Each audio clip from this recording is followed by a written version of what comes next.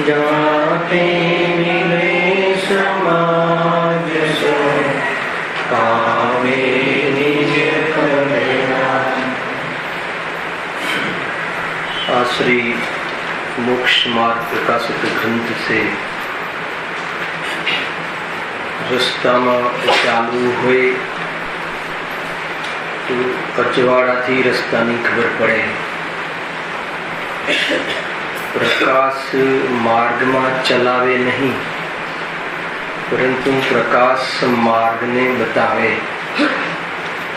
M मोक्ष मार्ग प्रकाशक ग्रंथ मोक्ष मार्ग में चलावे नहीं पर मोक्षना मार्ग ने बतावे से।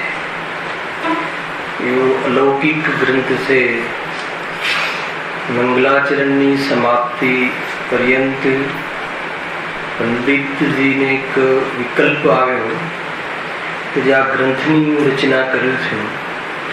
ये ग्रंथ प्रामाणिक से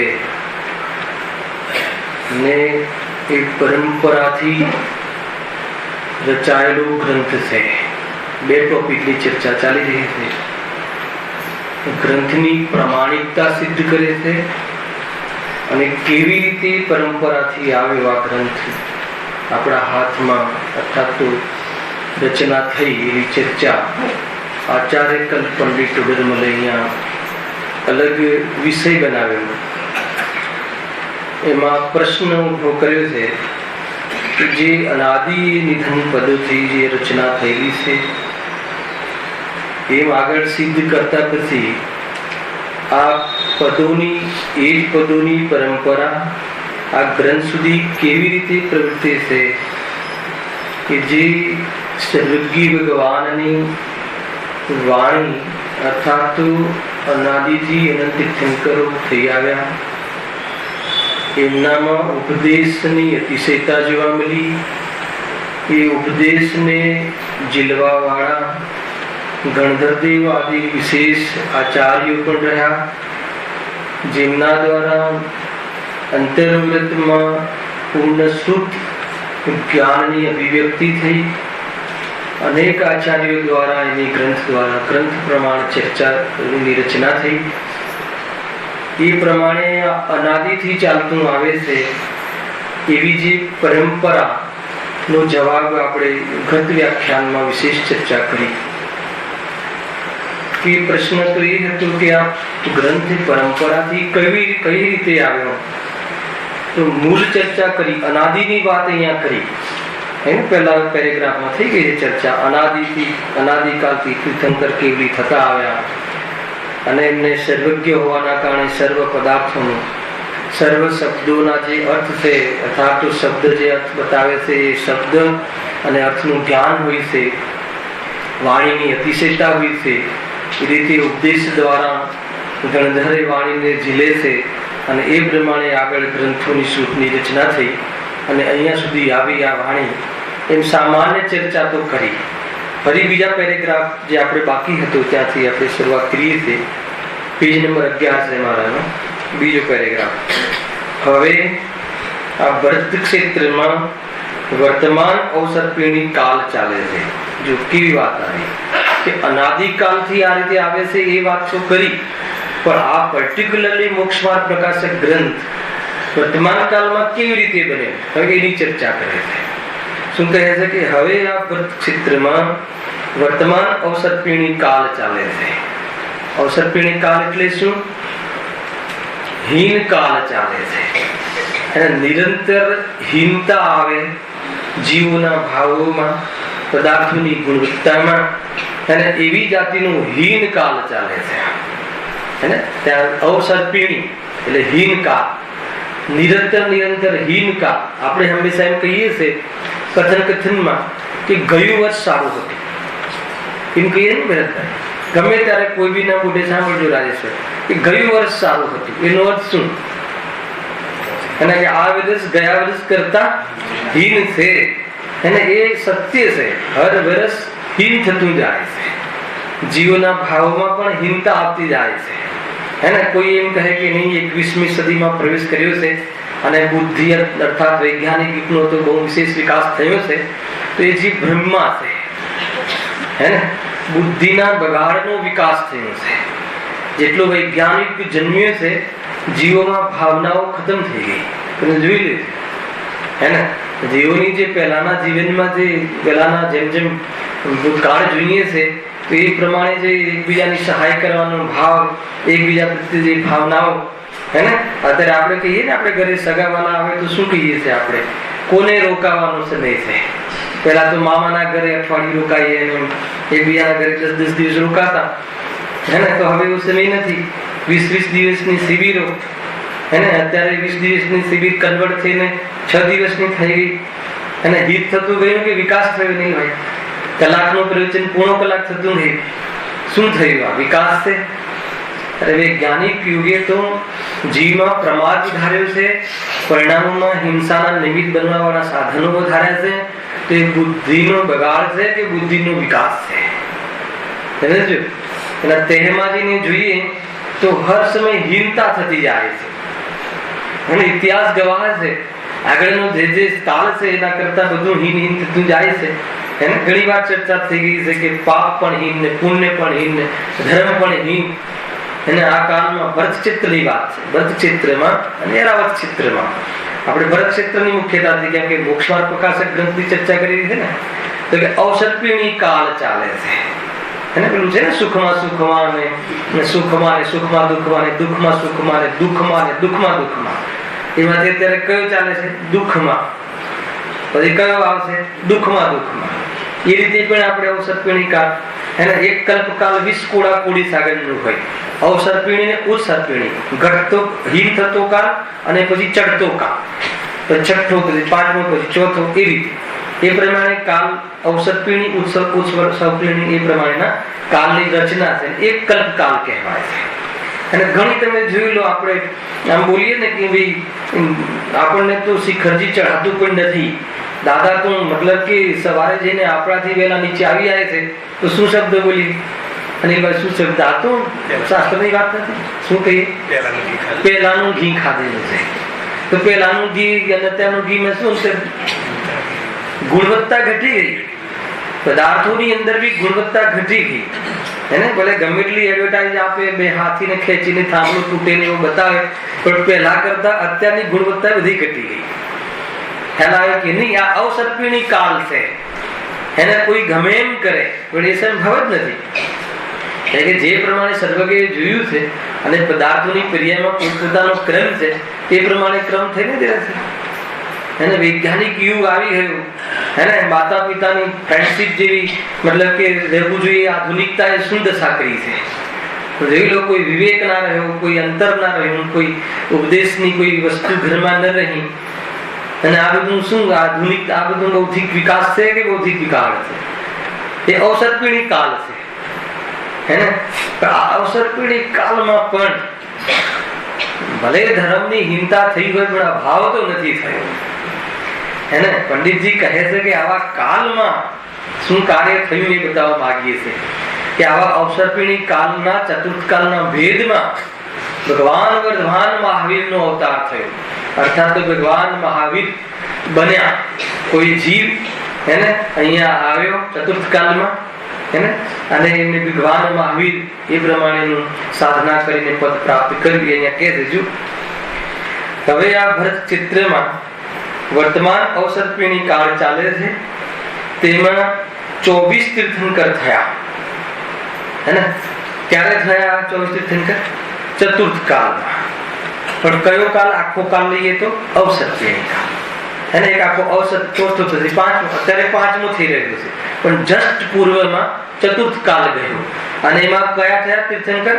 24 તીર્થંકર થયા. હે ને? પહેલાના પેરેગ્રાફમાં અનાદિ કહ્યું, અનાદિકાળથી તીર્થંકર થતા આવ્યા છે. એમના આધારે ગ્રંથની પરંપરા બતાવી. સમજજો. અને હવે બતાવે છે કે આ ગ્રંથની પરંપરા કઈ રીતે આવી. તો કે હમણાં અવસર્પિણી કાળમાં જસ્ટ ચતુર્થ કાળમાં કોણ થઈ આવ્યા? 24 તીર્થંકર. 24માં પણ અંતિમ કોણ? વર્ધમાન સ્વામી. એમ છે જો 24 તીર્થંકર થયા. તેમાં શ્રી વર્ધમાન નામના અંતિમ તીર્થંકર દેવ થયા. है ना, ये तो આપણે બધા પૂજીએ છે ભગવાન મહાવીર, વિદ્વાન સ્વામી, है ना।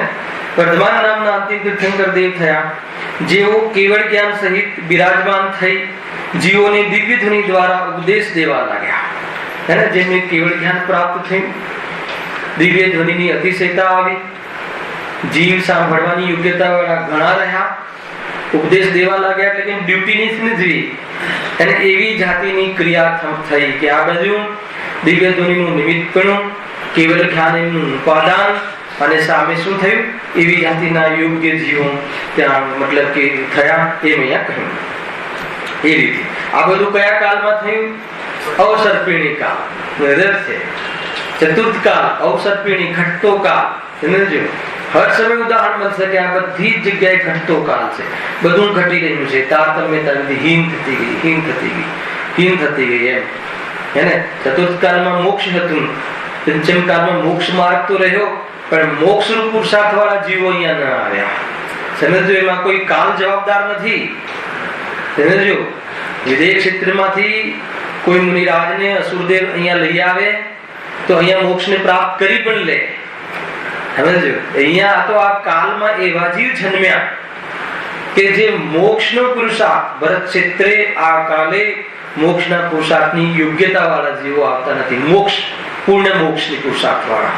મોક્ષ માર્ગ તો પ્રગટ કરી શકે છે, પરંતુ પૂર્ણ મોક્ષના પુરુષાર્થ વાળા જીવો અહીંયા ભેગા થયા નથી। એ અપેક્ષાએ કે કાળને પણ નિંદિત કહેવામાં આવ્યો, હે ને। કોઈ શ્રાપ આપે તો શું આપે કે પંચમ કાળનો શ્રાવક થશે, હે ને। નારકીનો શ્રાવક ના આપે, પંચમ કાળનો શ્રાવક થશે। પંચમ કાળનો શ્રાવક એટલે શું, હે ને, લાંછન છે, કલંક છે, કે પંચમ કાળનો જે આવે એ આત્મદર્શન વગરના જીવો આવે, એક, સમજો। અહીંયા જે પણ કોઈ જીવ આવે, ભલે કુંકુમ દેવ આવ્યા કે ભલે ગુરુદેવ આવ્યા, પણ આત્મદર્શનને મિથ્યાત્વ લઈને આવે। અહીંયા આત્મદર્શન સહિત પંચમ કાળમાં આવું ન થાય।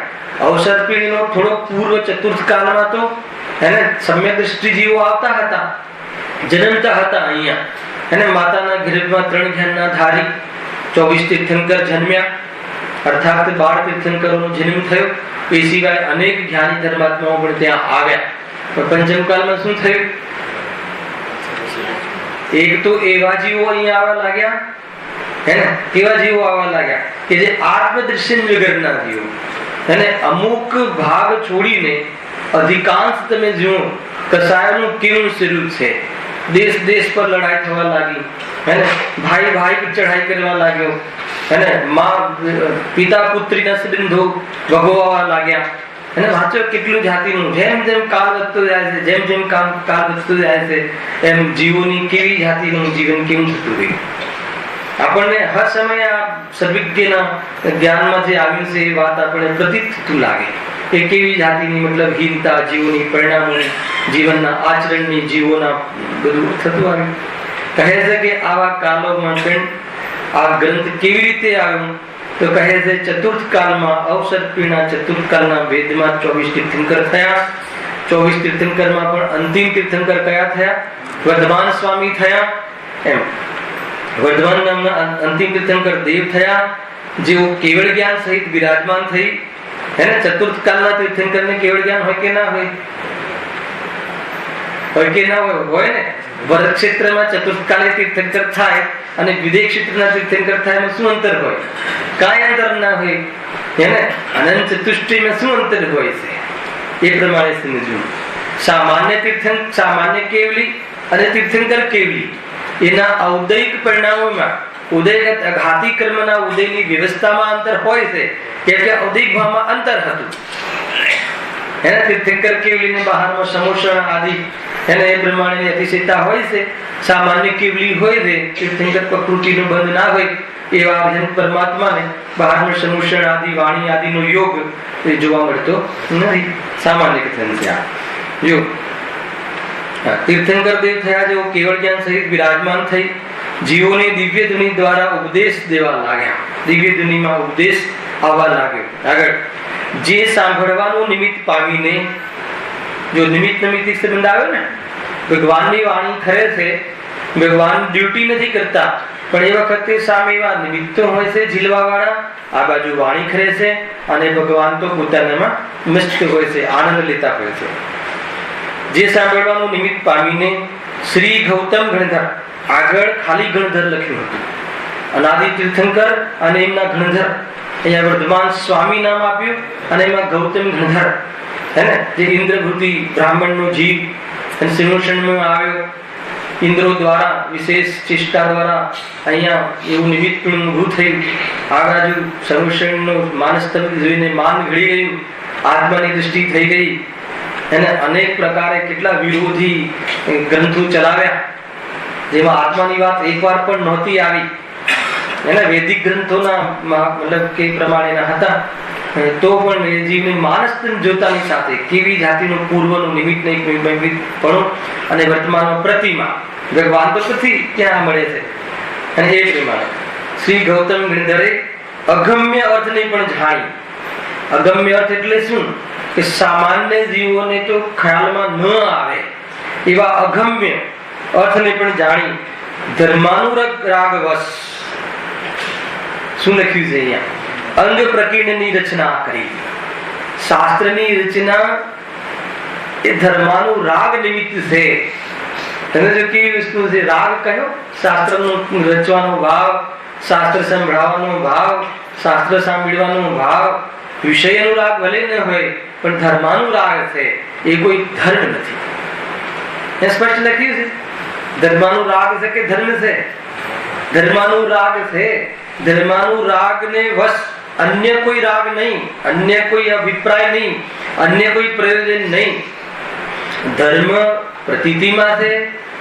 ધર્મ સંગ પામે એવો રાગ આવ્યા વગર જ્ઞાનીને રહેતો નથી અને એનાથી નથી બચાતું. પરંતુ એ ધર્માનું રાગ છે, એ ધર્મ નથી એવું ભાન પણ સાથે ચાલતું હોય છે. ગજબની વસ્તુ, સાદી સાદી કથા છે પણ મજા આવે. અગમ્ય અર્થે પણ જાણી ધર્માનુરાગ વશ અંગ પ્રકીર્ણની રચના કરી. એને દ્વાદશાંગ 12 અંગ અને 14 પૂર્વ એવા અંગ પ્રકીર્ણની રચના કરી.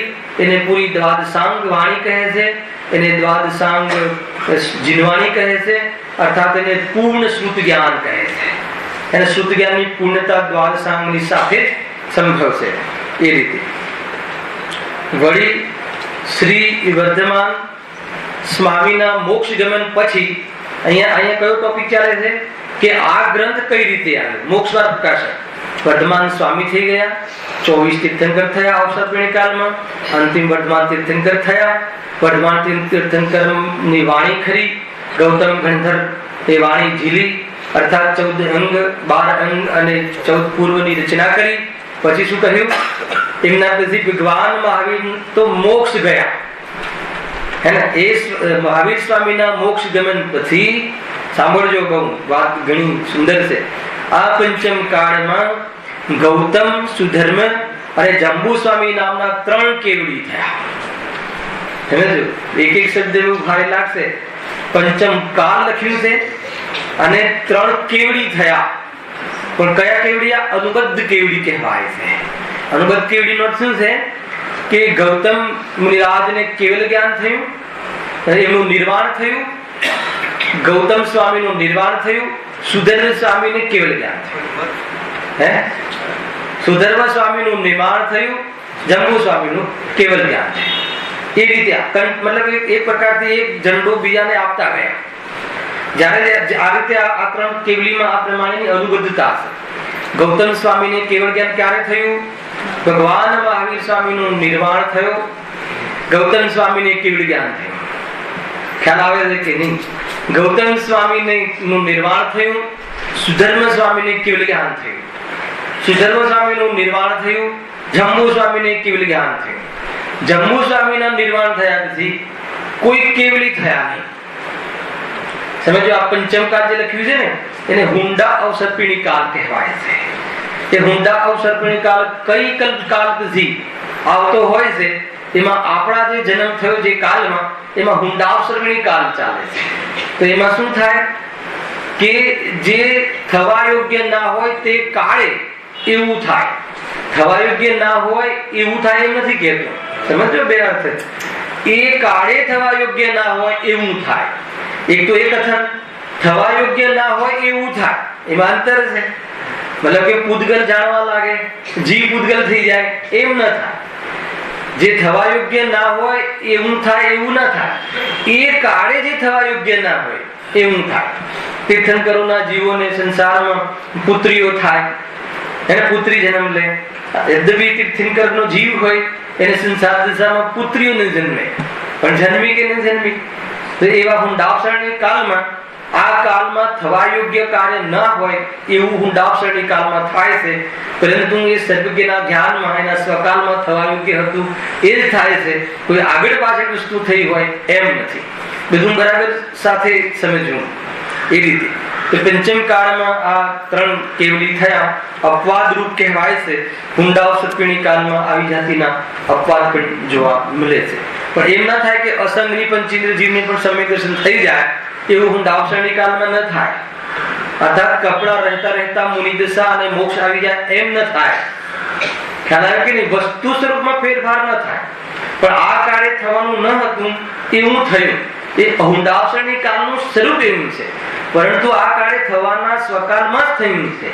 એ બરાબર રાખવું. તો એક ભાવ બતાવવામાં આવે છે કે જે પંચમ કાળમાં ન થાય એવી પ્રવૃત્તિ જે કાળમાં થાય એને હુંડાવસરણી પંચમ કાળ કહેવામાં આવે છે.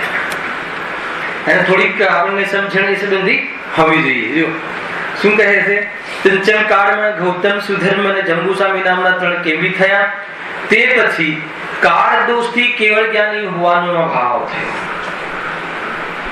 એટલે કોઈ એમ કહે કે જંબુસ્વામી પછી કોઈને કેવળ જ્ઞાન થયું છે, એને તો કે જૂઠી વાત છે. અહીંયા કહે છે માનું છે ઘણા અમને કેવળ જ્ઞાન થઈ ગયું છે. ઘણા જીવો નીકળતા હોય છે, એવા ગોદીના પ્રવચનો ઉદાહરણ બી આપતા હોય છે. એમ તો અહીંયા કહે છે કાળ દોષથી. કાળ દોષ શું બતાવ્યું? નિમિત્ત પણ. કોઈ કાળનો કોઈ દોષ નથી હોતો. ખ્યાલ આવે છે કે નહીં? આ બધા નિમિત્ત કથન છે ભાઈ. તમારે આ નિશ્ચય વ્યવહારના પાઠ પહેલા ભણવા જોઈએ. અનેક કથન મેં વચ્ચે 5 સમવાય સમજાવ્યા હતા ને. હોનહાર, કાળ લબ્ધિ, નિમિત્ત. સામાન્ય 1-2-4 લીટીમાં સમજાવ્યું હતું કે જીવને જ્યારે ખરાબ સૂઝે તો એવા દોસ્તો પાસે જાય તો આપણે શું કહીએ? એ દોસ્તો જોડે મિત્રતા નહીં કરતો, ખરાબ છે. એને તો નિમિત્તની પ્રધાનતાથી માતા પિતા કહે છે. પણ જેનું ખરાબ થવાનું હોય તો એવી જાતિના દોસ્ત શોધી લે છે. એને તો એ પ્રમાણે નિમિત્ત પણ જે સમય થવાનું હોય એ સમય થાય. કાળ લબ્ધિ થવા યોગ્ય થાય છે. હોનહાર એને સ્વરૂપથી વિરુદ્ધ પ્રકારનો ઉદ્યમ કર્યો એનો ખોટો પુરુષાર્થ. એ રીતે છે. એ પ્રમાણે કાર્ય તો ઉપાદાનથી જ થાય છે. એક છે શુદ્ધ ઉપાદાન, એક છે અશુદ્ધ ઉપાદાન. અને નિમિત્તપણાની મુખ્યતાથી કથન સંભવ છે. એક કાર્ય થાય ત્યારે 5 હોય જરૂર, પણ કાર્ય તો ઉપાદાનથી થાય છે. એક કાર્યમાં અનેક કારણો કયા? સમવાય આદિ, મતલબ કે કાલલબ્ધિ આદિ, પણ કાર્ય તો પુરુષાર્થથી થાય છે. મોક્ષ પુરુષાર્થથી થાય છે, સંસાર ઉલટા પુરુષાર્થથી થાય છે. બંને ઉપાદાનના ભેદ છે. એક શુદ્ધ ઉપાદાન છે, એક અશુદ્ધ ઉપાદાન છે. એટલું સમજવું. એ જયારે વિષય આવશે 9મા અધિકારમાં ત્યારે આપણે વિશેષ એની ચર્ચા ત્યાં કરીશું. તે પછી કાળ દોષથી કેવળ જ્ઞાની હોવાનો અભાવ થયો. આ કયા કાળની વાત છે? હવે અત્યારે જે આપણે કાળમાં જન્મ્યા છીએ ને, એ કાળમાં કોનો અભાવ થયો? કેવડી ભગવાનનો અભાવ થયો. એટલે કોઈ મુનિરાજ કેવળ જ્ઞાનને પ્રાપ્ત કરી શકે એવા પુરુષાર્થ અને સંજ્ઞાન વાળા જીવો અહીંયા ઉત્પન્ન ન થયા. એમ કેટલાક કાળ સુધી દ્વાદશાંગના પાઠી શુદ્ધ કેવડી રહ્યા. કેવડી પછી શુદ્ધ કેવડી રહ્યા. કેટલાક કાળ સુધી તો શુદ્ધ કેવડી રહ્યા. ને શુદ્ધ કેવડી 9 શબ્દ હશે. શુદ્ધ કેવડીની ચર્ચા કઈ ગાથામાં આવે છે? સમેસારની 9મી અને 10મી. હે ને? સમેસાર તો ઘણી વાર સાંભળ્યો આપણે. એટલે 9 શબ્દ જેમ કઈ રીતે કહી શકાય? હે ને? શુદ્ધ કેવડી. શુદ્ધ કેવડી કોને કહેવાય? આત્માનું સંવેદન હોય અને દ્વાદશાંગના પાઠી હોય. તમે સમજો.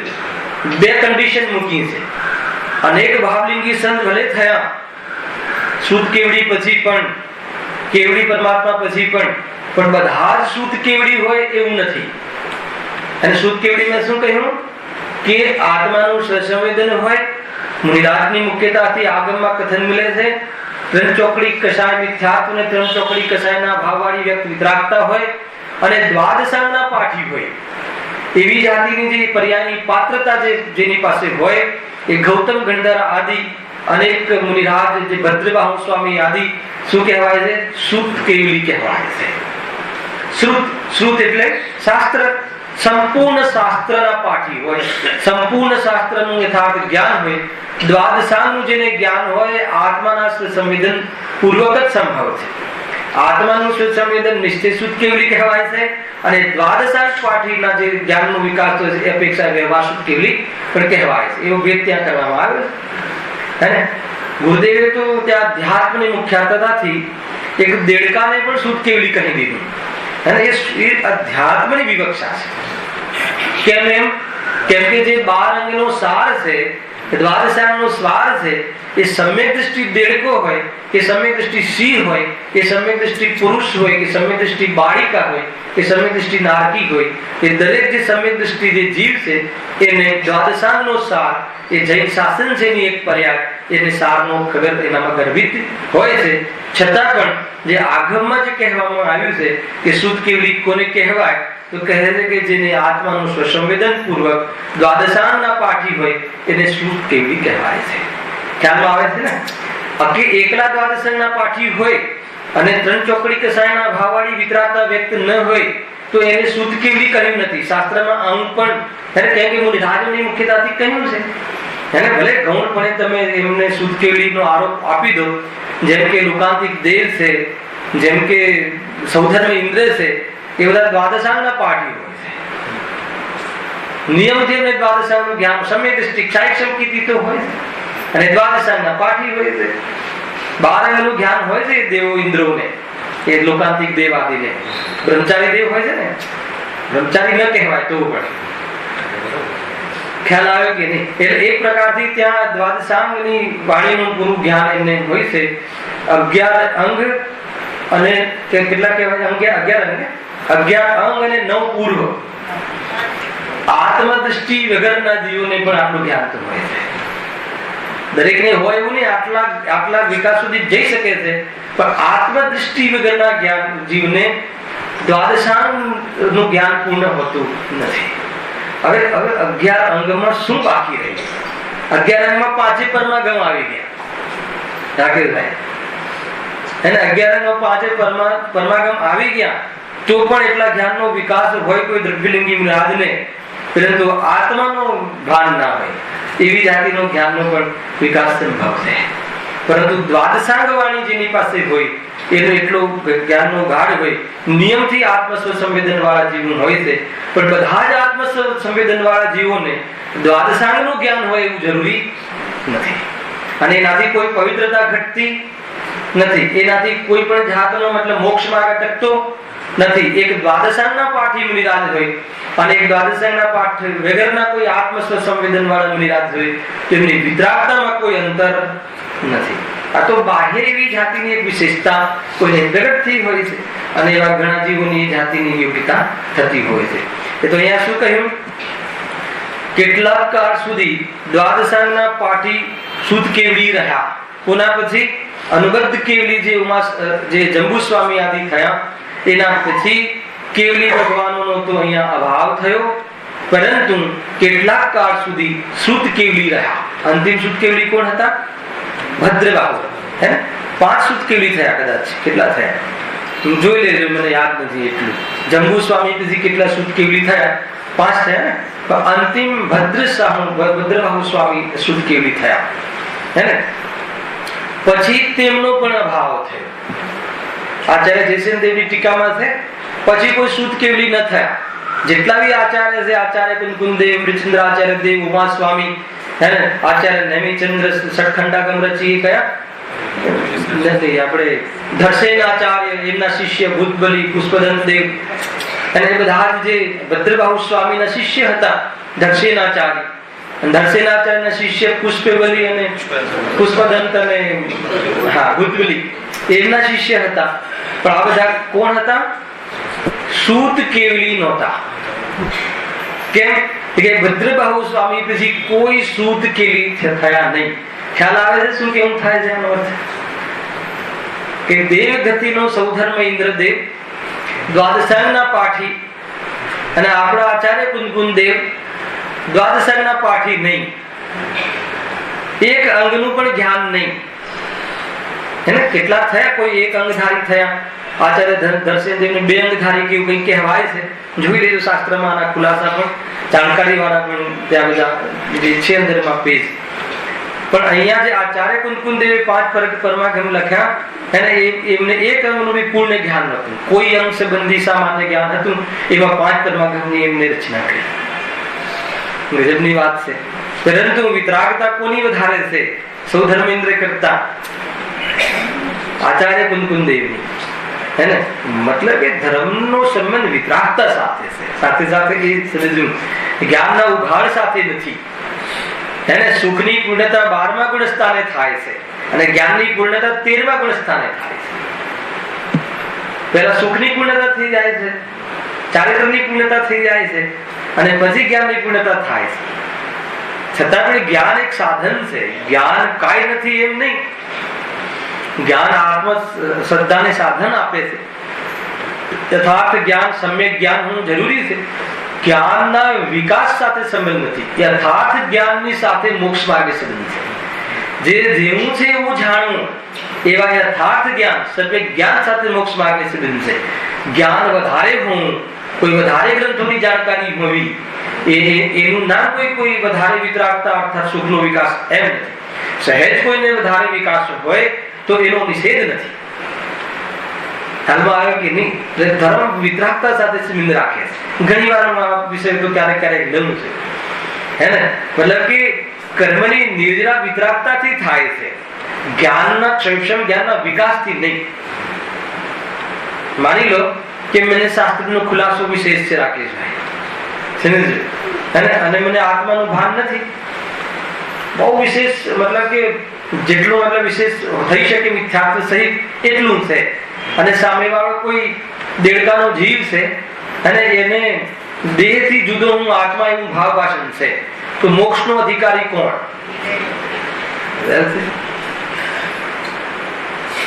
અને એટલે તમે શાસ્ત્ર નથી વાંચતા. ખ્યાલ આવી કે નહીં? કઈ વાંધો નહીં. એટલે શાસ્ત્ર નથી વાંચતા. પણ પેલો પક્ષ છે દેડકા વાળો, તો એ પક્ષ નથી. માત્ર એમ કહો કે એટલે મેં વાંચતા નથી તો એ પ્રમાદ છે. ધ્યાનમાં આવે કે ઉલટું નહીં કાઢવું. કોઈ વિશેષ બુદ્ધિનો વિકાસ ના હોય તો ડિપ્રેશન નહીં કરવું. આ જેટલો અહીંયા કહે છે ગુરુદેવ, તો બહુ 8 વર્ષની બાલિકાઓ, એને બાલિકા કહેતા. 8 વર્ષના બાળકો તો મુનિ દશા લઈને કેવલ જ્ઞાન લઈ શકે. 8 વર્ષની બાલિકાઓ પણ સમ્યક દર્શન લઈ શકે છે. કોલેજમાં ગઈ ના હોય, પાઠશાળામાં આવી ના હોય, પરંતુ એકવાર પ્રતિમા જોવે તો એના જ્ઞાનની એટલી પાત્રતા સંભવે છે કે આત્મદર્શન પ્રાપ્ત કરી લે.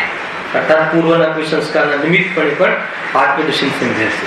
કહેવાનો અર્થ એ છે કે એટલું જ્ઞાન તો સહેજ છે. એને કોઈ એના માટે કોઈ બહુ મોટું જ્ઞાન ને, બહુ કોઈ ડોક્ટરેટ ને, કોઈ એન્જિનિયરિંગ ને, કોઈ વિશેષ જ્ઞાન પ્રાપ્ત કરવું જરૂરી નથી. શાના માટે? સમ્યક દર્શન શબ્દમાં મજા નથી આવતી. સુખ માટે. સુખ માટે સમ્યક દર્શન જ્ઞાનીઓની પ્રોપર્ટી છે, સુખ આપણી પ્રોપર્ટી છે. જીવને ખબર છે ને? અરે સમ્યક દર્શન એટલે સુખ, સાચું દર્શન, આત્મદર્શન, ફંડામેન્ટલ ક્લિયર, અભિપ્રાયની વિપરીતતાનો અભાવ, એનું નામ સમ્યક દર્શન છે. હે ને? ફંડામેન્ટલ ક્લિયર હોય, વસ્તુનું દર્શન યથાર્થ હોય, જેમ છે એમ હોય, પૂતગલ, જીવ, ચેતન. એમ જેને યથાર્થ ખ્યાલ હોય, એને એકબીજા પ્રત્યે કરતાપણાની જે નબળાઈ હતી પર પદાર્થ સંબંધી, એનો અભાવ થઈ ગયો. એને નિર્વિકલ્પ દશા, નિર્ભાર દશા, સુખ દશા, દૃષ્ટિપણે અને ક્રમથી પરિણામપણે, અને એ પ્રમાણે સાધ્ય દશા દ્વારા આત્માની સાધના. આ આખી આ રીતની સિચ્યુએશન છે. એને તો સુખને કોની સાથે સંબંધ છે? વિતરાગતા સાથે. છતાં જ્ઞાનમાં નિમિત્તપણું જે છે કે આટલો જે જ્ઞાનનો ઉઘાડ છે, એ જ્ઞાનનો ઉઘાડ જે છે એ અત્યારે એવા ઘણા જીવો થઈ ગયા. કેટલી સરસ એકદમ બધાને આ વાતની ખબર છે, પણ એકદમ સટીક વર્ણન, એક એક વસ્તુ રહી ના જાય, કોને ખબર નથી. આ પણ લખાણમાં જરા પણ આગળ પાછળ નહીં. 24 તીર્થંકર થયા, અંતિમ વર્ધમાન સ્વામી થયા, ગૌતમ ખંડર દેવ થયા, શાસ્ત્રોની રચના થઈ, પછી શુદ્ધ કેવલી, પછી 5 કેવલી થયા, એને 3 કેવલી પછી શુદ્ધ કેવલીનો અભાવ થયો, પછી શુદ્ધ કેવલી થયા, પછી શુદ્ધ કેવલી પણ ન રહ્યા, તો કોણ રહ્યા નથી જો. પછી ત્યાર પછી કેટલા કાળ સુધી થોડા અંગના પાઠી રહ્યા, થોડા અંગના ધારી, 1 અંગનું જ્ઞાન, કોઈને 2 અંગનું જ્ઞાન, અને દ્વાદશાંગનું જ્ઞાન નહીં પણ 1-2 અંગનું જ્ઞાન, તેમાં પણ ઘણું છે સમજો. તેઓએ એમ જાણ્યું, જો એમને શું રાગ આવ્યો? ધર્માનું રાગ. ભવિષ્યકાળમાં અમારા જેવા પણ જ્ઞાની રહેશે નહીં. કેમ એમ થયું? અવસર્પિણી કાળ ચાલે છે. ભગવાનના જ્ઞાનમાં જે વાત આવી એ સત્ય જ હોય, અને અવસર્પિણી કાળમાં આગળ જતા કાળ હીનો થતો જાય છે, તો ડે બાય ડે અમારા જેવા જ્ઞાની પણ રહેશે નહીં. શું કહે છે જો? એમ જાણી તેમણે ગ્રંથ રચના કરી. સમજો, બધા નિમિત્તના કથન છે, હે ને? તો કોણ બનાવી શકે ગ્રંથ? કોણ બનાવી શકે એમને ખબર નથી. પંડિતજીને સમય દ્રષ્ટિ જીવ છે, પરંતુ એમનું નિમિત્ત પણ કયા રાગમાં કયું કાર્ય થાય છે.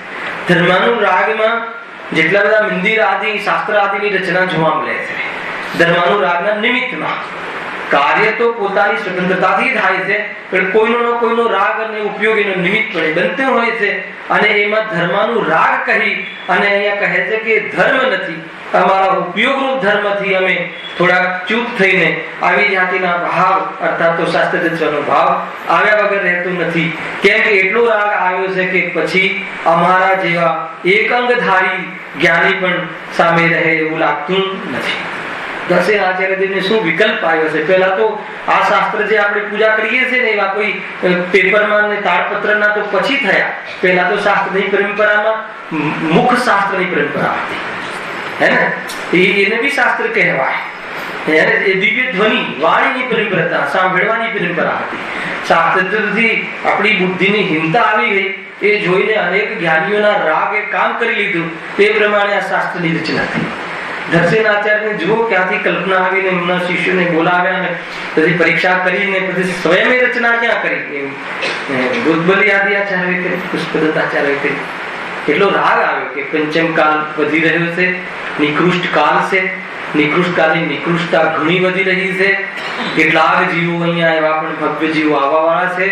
એટલો આપણા પ્રત્યે એમને ખબર છે આપણે લોકો આવીને આપણે આત્માની વાત કરવા વાળા છીએ, એમને જ્ઞાનમાં એક સામાન્ય રાગની વાત છે, આ તો પ્રતિશુદ્ધ જ્ઞાનની વાત છે, કોઈ કેવલ જ્ઞાનની વાત નથી. અનુમાન જ્ઞાનથી કે કોઈ ભવ્ય જીવો આવવા વાળા છે, આવી રહે છે, પંચમ કાળના અંત સુધી ધર્મ રહેવા વાળો છે આ ક્ષેત્રે, હે ને? 3 કાળની અપેક્ષા તો ધર્મનો ક્યારે અભાવ થતો નથી. બધી બરાબર એક વાત જાણકારી રૂપે પણ બરાબર ખ્યાલ રાખવો, મહિમા આવે આપણને એ રીતે. એમ છે જો ત્યાં અંગના પાઠી રહ્યા.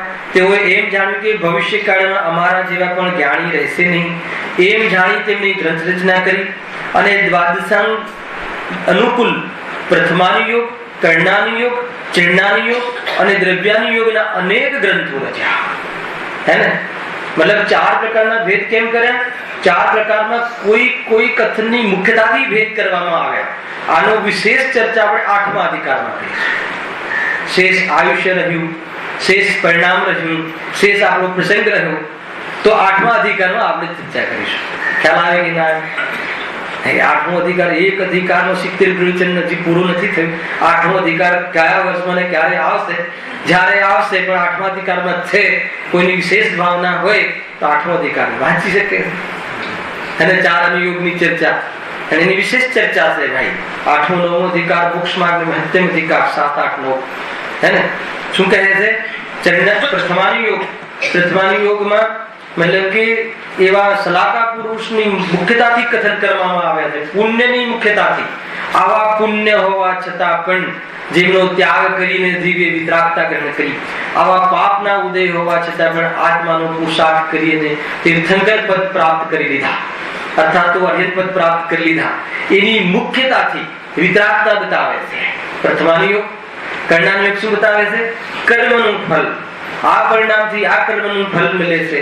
કર્મનું ફલ મળવા છતાં પરિણામોથી નિવૃત્ત થઈને આત્માનો અનુભવ કરી શકાય છે. કર્ણાનુયોગનો ઉપદેશ છે. ચરણાનુયોગ જેટલી વિતરાગતા છે એટલો ધર્મ છે, પણ રાગ બાકી રહે તો જીવ હિંસા કેવી રીતે ટળી શકાય એ ચરણાનુયોગ વિષય બનાવીને વિતરાગતા વધારવાનો પ્રયાસ કરે છે. દ્રવ્યાનુયોગ તો સાક્ષાત વિતરાગતાના કથન કરે છે કે તું રાગનો પણ કરતા નથી, એક સમયની પર્યાયની વિતરાગતાનો પણ કરતા નથી, એનો તું જાણવા વાળો છે.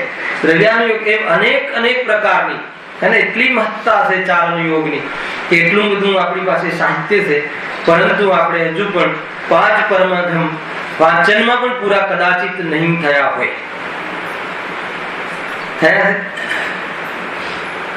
કેટલું કુસાહિત્ય આપણે વાંચી નાખ્યું હશે. એને એન્જિનિયરિંગના તમારા મોટા ચોપડા જોઈને ટેન્શન થાય, આટલા ઝાડા બુક હોય છે. પરંતુ સમેસા આદિ 5 પરમાગમ જેમાં આપણી વાત લખી છે, આપણે સુખી થવાની વાત લખી છે, આપણે ભવના અંતની વાત લખી છે, કેટલો પ્રમાદ હશે. ગુરુદેવ 19 વાર તો જાહેરમાં પ્રવચન કર્યા, નાની વાત નથી. આ પર્સનલ તો કેટલી વાર અભ્યાસ કર્યો હશે, એમનું મન જાણે શું કેટલી વાર કર્યો હશે. રોમે રોમમાં સમેસા, હેને સમેસાના રોમે રોમમાં ગુરુદેવ અને ગુરુદેવના રોમે રોમમાં સમેસા, હેને 19 વાર જો આવી ગયા આપણી સામે. આપણા પુણ્ય પણ જબરજસ્ત છે અને એવા ભાવવાળા જીવો પણ જબરજસ્ત છે કે એવું કલેક્શન કરી અને થોડી પણ તકલીફ નહીં, એક 9મી સીડી આ પ્રવચન આટલી મિનિટ અને ગજબની વ્યવસ્થા કરી રસિકભાઈ, હેને. અને એવી બોરીવલ્લીમાં તો વળી પાછું ફ્રી પ્રભાવના થઈને પેલા કેટલા પ્રવચનો 9,000 પ્રવચન. કમાલનો પુણ્યનો ઉદય છે, પણ પુણ્યના ઉદયથી કોઈ પુણ્યાત્મા બની જાય એમ નથી હોતું. પુણ્યના ઉદયથી કોઈ ધર્માત્મા બની જાય એમ નથી હોતું. પુણ્યના ઉદયમાં પણ જે પાપ પરિણામ કરી શકે, પુણ્યના ઉદયમાં જે પુણ્ય ભાવ કરી શકે, અને પુણ્યના ઉદયમાં જીવ ધર્મ વિતરાગ ભાવ કરી શકે. અને ઉદય શું કરે? ઉપાદાનથી કાર્ય થાય ને. 9,000 કેસેટો ઘરમાં પડી રહી તો કેસેટ શું કરે? આપણા જ્ઞાનમાં આવીને ઘૂસી જાય. કે નહીં.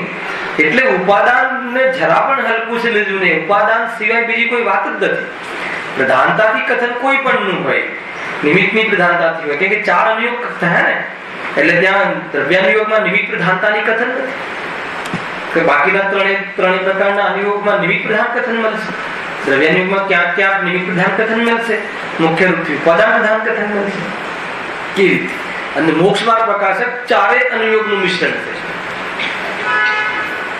ક્યાંથી આવી આ વાત? જો હા, કેમ રચ્યા ગ્રંથો? સમજ્યું? ધર્માનુરાગ. એ વખતે કેટલું જ્ઞાન થવું જોઈએ? સ્વયં રચાય છે, પરંતુ જ્ઞાનીઓના ધર્માનુરાગ નિમિત્ત બન્યા. બધી વાત જ્યારે કથન એમ આવે કે ભાઈ ધર્માનુરાગ દ્વારા રચાયા તો નિમિત્ત કથન છે, પરંતુ રચાયા તો એના સ્વકાલથી, એને ભાષા વર્ગણા અને એ સંબંધી એ શાસ્ત્રોની રચના થવાનો કાલ, પરંતુ એમાં ધર્માનુરાગ નિમિત્ત હતો અને એ સંબંધી ધર્માનુરાગથી અમે પણ બચ્યા નહીં. અને એના ફલમાં સ્વર્ગમાં જઈએ છીએ, મોક્ષમાં જવાનું અમારું કામ રહી ગયું. કોને થતું હશે આવું? કુન દેવના જીવને થતું હશે, ગુરુદેવના જીવને થતું હશે? પૂછો જઈને. એમને ત્યાં એવું થતું હશે. અમે આ 45 વર્ષ એને એટલે આત્માની વાત કહી એ તો અમે આત્મામાં એટલી 6ઠા 7મા ગુણ સ્થાનમાં રહેવા વાળી તીવ્રતા, એકાગ્રતા, પ્રચુરતા વાળા આનંદથી વંચિત રહી ગયા. આનંદ તો હતો, પણ એટલી પ્રચુરતા વાળા આનંદથી વંચિત રહી ગયા ને. અને એટલો પુરુષાર્થ આ ભવે તો ન થયો, પરંતુ હવે એટલો પુરુષાર્થ ન થઈ શકે એવી પર્યાયમાં જઈ પડ્યા. ના ખ્યાલ આવ્યો? દેવગતિમાં જઈ પડ્યા. ત્યાં 2 ચોકડી કસાના ભાવની વિતરાગતાનો પુરુષાર્થ થાય એવી જાતિની નથી. પુણ્ય એટલું અને રાત પણ બાકી છે તો 5 દિનના વિશેના ભોગમાં પરિણામ રહે છે વિશેષ, છતાં પણ આત્માનું ભાન ચૂક્યા નથી. હા, ખ્યાલ આવે કે નહીં? બધી વાત બરાબર સમજવી. જે ભાવ જે રીતે છે એ રીતે સમજવો. એ ભાવને કોઈ સારો કહેવો કે ખરાબ કહેવો એમને જેવો છે એવો, એ ભાવથી શું નુકસાન થયું? અને એ ભાવથી એ ભાવ એમના આયા વગર રહેતો નથી. એમાં આટલું તો સારું થયું ને, શાસ્ત્રની રચના થઈ ગઈ. એ તો આપણા નિમિત્તપણામાં કથન છે, એમના નિમિત્તપણામાં એમ કથન નથી. ખ્યાલ આવ્યો કે નહીં? એમને એમ નથી લાગતું, પણ એટલો રાગ આવ્યા વગર રહેતો નથી.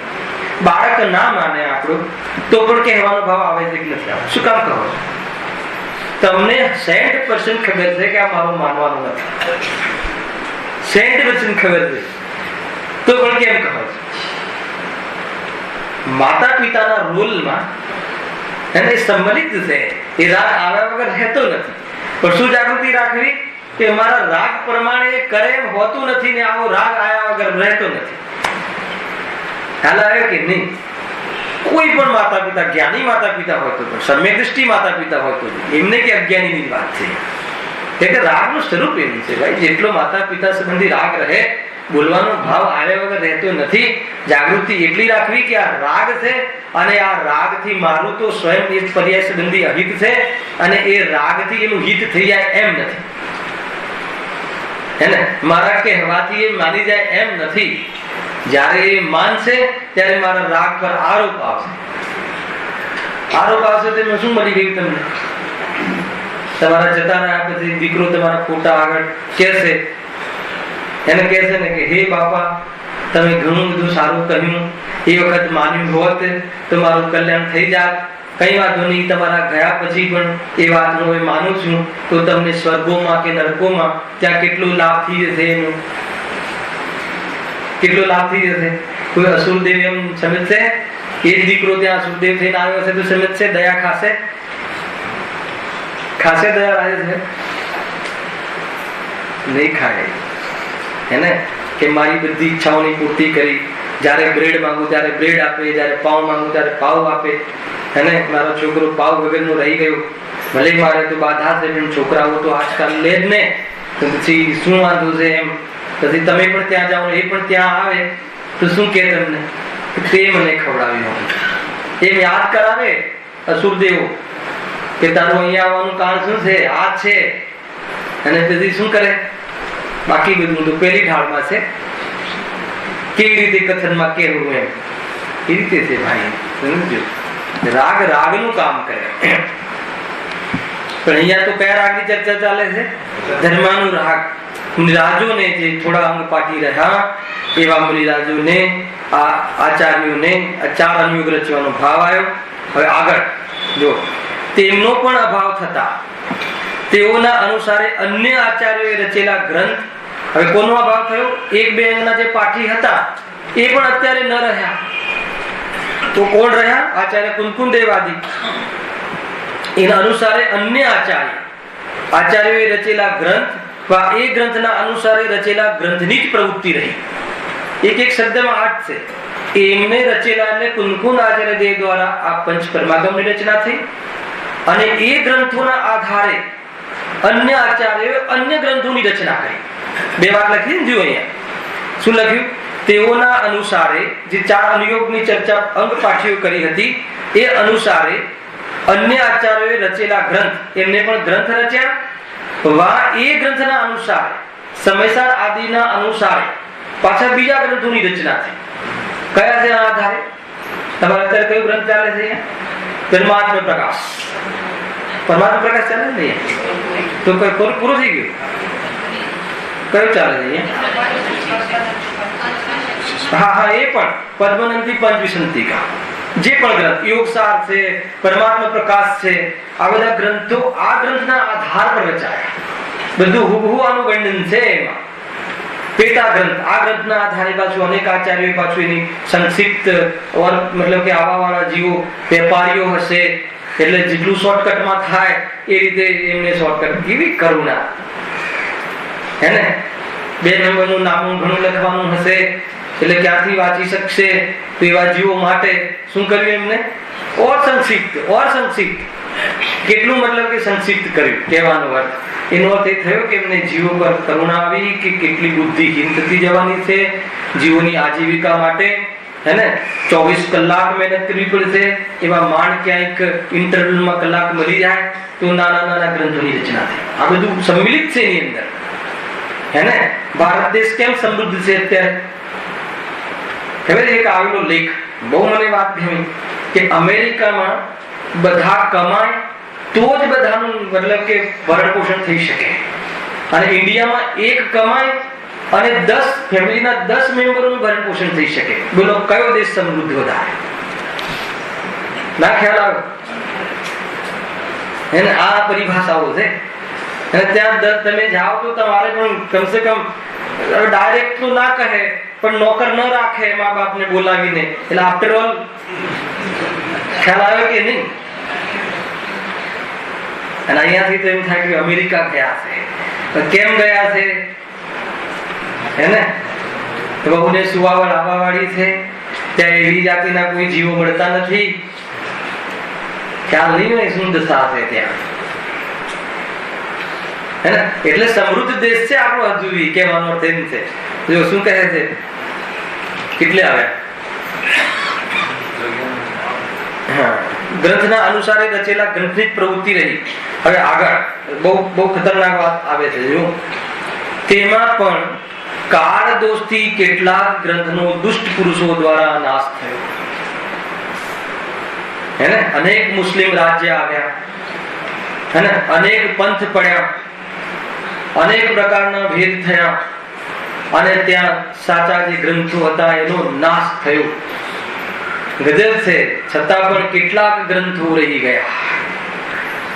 સમયસાર રહી ગયો. મોક્ષ માર્ગ પ્રકાશક બચી ગયો.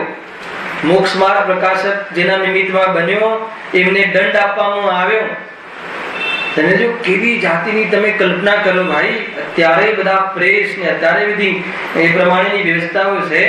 એ વખતે તો એક એક પાનાની મજદૂરી, એક આનો બે આના મજદૂરી આપવી પડે. પાના લખાવે, હજારો પાના લખાય અને એવા હજારો હસ્તલિખિત પ્રતિઓ આજે બી ક્યાંય ને ક્યાંય સુરક્ષિત જોવા મળે છે. આટલું બધું થયા પછી બી એને આપણી આ જે સંપત્તિ છે, આપણી જે ધરોહર છે, એ ધરોહર એને મફતમાં નથી મળી. અપૂર્વે એને મહિમા હોવો જોઈએ.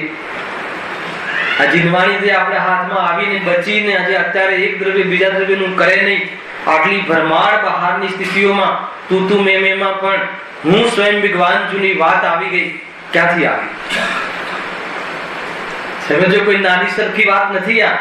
શું મતલબ કે આપણા પર એક જ્ઞાનીઓ આચાર્ય કુમકુમદેવ, પંડિત ટોડરમલજી, જયચંદજી છાબડા અને પૂજ્ય ગુરુદેવશ્રી એ લોકોનો આપણા પર શું ઉપકાર રહ્યો હશે.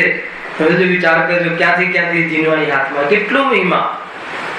અને એક ગ્રંથ લેવા મોકલે. શરૂઆતની સ્થાનિકામાં મેં કહ્યું હતું આ ગ્રંથના શરૂઆતમાં 2 વર્ષે ગ્રંથ 2 વર્ષે ગ્રંથ આવે પહોંચે ચાલતું જવાનું. અને ગ્રંથ પહોંચે ના પહોંચે પેલા તો એકાદ બે ના તો મરણ થઈ ગયા. કેવી જાતિની જીનવાણી. પરંતુ મતલબ કે અત્યારે શું થયું, ધીરે ધીરે શું થયું કે એ જે શુદ્ધ કેવલી ન રહ્યા, અંગપાઠી ન રહ્યા, કુમકુમદેવ આદિ ન રહ્યા, એને એમને અનેક જે ગ્રંથોની રચના કરી એમાંથી પણ ઘણા ગ્રંથોનો તો કાળ દોષે શું થયું, અનેક દુષ્ટો દ્વારા એનો નાશ થયો. જીનવાણીનો નાશ, જીનવાણીનો વિરોધ. જીનવાણી મતલબ કે ન પ્રભાવના થવી એનાથી વધારે દુષ્ટ ભાવ કયો હોઈ શકે? ખ્યાલ કે નહીં? 5 ઇન્દ્રિયોના વિષયોમાં તો વિશેષ પ્રભાવના કરે, અનેક પ્રાકરણનો દેખાવ કરે, એને લગ્નમાં 20-30 લાખનો ખર્ચો કરે, જીનવાણીમાં 101 લખાવે તો ઝઘડા કરે. તો કહે છે કે એના અંદર એ દુષ્ટ ભાવ છે કે જીનવાણીની પ્રભાવના નથી. ખ્યાલ આવે છે કે નથી આવતો? સામર્થ્યની વાત છે. વિષય કસાયના મોહના ભાવની વાત છે. વિષય કસાય ઘટાડીને જેની પાસે જે બી હોય 1 રૂપિયો હોય તો એમાં એ પ્રમાણે ઘટાડીને પ્રભાવનામાં લગાવવું જોઈએ. એના દીકરાઓને આપીને જવામાં કાંઈ સાર નથી. અનંતભાઈ સમજી લેવા જેવું છે. ટૂંકમાં રહસ્ય છે આ. 5 ઇન્દ્રિયોના વિષયોમાં ઉડી જશે, કાંઈ હાથ નહીં લાગે. એને કોઈ કહે છે કે આવું શીખવાડ્યું છે એમ. સમજે દીકરાઓ સમર્થ હશે તો કમાઈ લેશે, હેને? અને મતલબ સમર્થ નહીં હોય તો બધું 5 ઇન્દ્રિયોના વિષયમાં જતું રહેશે. મૂળ વાત એ છે કે અનેક દુષ્ટો દ્વારા, જો અહીંયા વિષયને થોડું સામાન્ય વાંચી જઉં છું, કાલે આ વાતનો હું ખુલાસો કરીશ. વળી કેટલાક ગ્રંથનો દુષ્ટ પુરુષો દ્વારા નાશ થયો, પણ મહાન ગ્રંથનો અભ્યાસ આદિ ન થવાથી પણ નાશ થયો. 2 વાત. એક તો કોઈએ દ્વેષપૂર્વક એનો નાશ કર્યો વિરોધી ધર્મ તરીકે નાશ કર્યો અને કોઈ અમુક અભ્યાસ આદિ ન થવાથી નાશ થયો. બે મુખ્ય પરિબળ. અભ્યાસ જ ન રહ્યો, ગ્રંથ તો બધા ભેગા કર્યા પણ અભ્યાસ કરવા વાળા ન રહ્યા તો પૂજાનું નિમિત્ત બની ગયું. ઉદ્દેશ પછી થવનીમાં રાખીને પૂજા કરીને હવે મંદિર જવું છું, અરે હવે કામે જવું છું. કેમ? દેવ શાસ્ત્ર ગુરુ ત્રણે સમાન છે, શાસ્ત્ર ઘરમાં છે, ખોલીને ક્યારે શું સમય સાર છે કે ખબર નથી. બસ એની હાથ જોડી અને પછી હું તો હવે નોકરી જેવું છું. મતલબ કે એક શોભાના ગાંઠિયા જેવું થઈ ગયું એક પ્રકારથી. જો ગ્રંથોના અભ્યાસ આદિ ન થવાથી પણ નાશ થયો. વળી કેટલાક મહાન, હું વાંચી લઉં છું, આનો વિસ્તાર કાલે કરીશ. મહાન ગ્રંથો જોવામાં આવે છે પણ બુદ્ધિની મનતાથી આજે તેનો અભ્યાસ થતો નથી. જેમ દક્ષિણમાં ગોમટ સ્વામી ની પાસે મૂળબદ્રી નગરમાં શ્રી ધવલ, મહાધવલ, જય ધવલ ગ્રંથો હાલ છે પરંતુ તે દર્શન માત્ર જ છે, હવે તો પ્રાપ્ત છે એમ લખ્યું છે. કેટલાક ગ્રંથો પોતાની બુદ્ધિ વડે અભ્યાસ કરવા યોગ્ય છે, તેમાં પણ થોડા ગ્રંથોનો અભ્યાસ આજે બને છે. સમજો, એવા આ નિકૃષ્ટ કાળમાં ઉત્કૃષ્ટ જૈન મતનું ઘટવું થયું. આનો કાલે હું તમને આનો અર્થ કરીશ કે નિકૃષ્ટ કાળમાં ઉત્કૃષ્ટ જૈન મતનું કેમ ઘટવું થયું, એના માટે કોણ જિમ્મેદાર છે. એને બે વાત અહીંયા બતાવી છે અને અંતિમ લીટીમાં લખે છે તો પણ છતાં પરંપરા દ્વારા આજે પણ જૈન શાસ્ત્રમાં સત્યના પ્રકાશક પદોનો સદભાવ વર્તે છે. આટલું બધું થયા પછી હે જીવ કાંઈ બગડ્યું નથી. તારા જીવમાં તો ત્રણેય કાળે કાંઈ બગડ્યું નથી અને નિમિત્તપણામાં આજે તું જે સભામાં બેઠો છે એ સભામાં કોઈ કમી નથી.